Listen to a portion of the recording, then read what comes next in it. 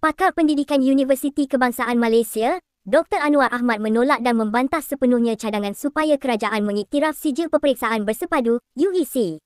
Beliau menegaskan pengiktirafan UEC dianggap penghinaan kepada perkara 152 perlembagaan persekutuan yang memperuntukkan bahasa Melayu sebagai bahasa kebangsaan. Anwar yang juga Timbalan Pengarah Institut Pembangunan dan Kemajuan Inklusif Malaysia berkata, jika kerajaan masih mahu meneruskan niat mengiktiraf UEC, ia bermakna keputusan itu juga satu kesalahan undang-undang di bawah Akta Bahasa Kebangsaan 1963 Palang 67.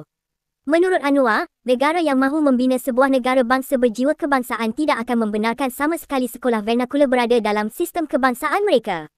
Jelasnya, negara yang mahu mempertahankan bahasa kebangsaan, budaya kebangsaan dan perpaduan tidak akan membenarkan kewujudan sekolah vernakular yang dibiayai oleh kerajaan. Tapi pemimpin Melayu negara ini sejak merdeka, toleransi mereka sangat tinggi sehingga ada kala toleransi berlebihan, ini merimaskan orang Melayu sendiri. Anda tidak akan jumpa sebuah negara di dunia ini yang memberi pengiktirafan kepada sekolah vernakular Cina dan Tamil, kemudian bersetuju pula memasukkan sekolah berkenaan dalam sistem pendidikan kebangsaan, seterusnya sediakan peruntukan tahunan. Tak akan jumpa, tegas beliau.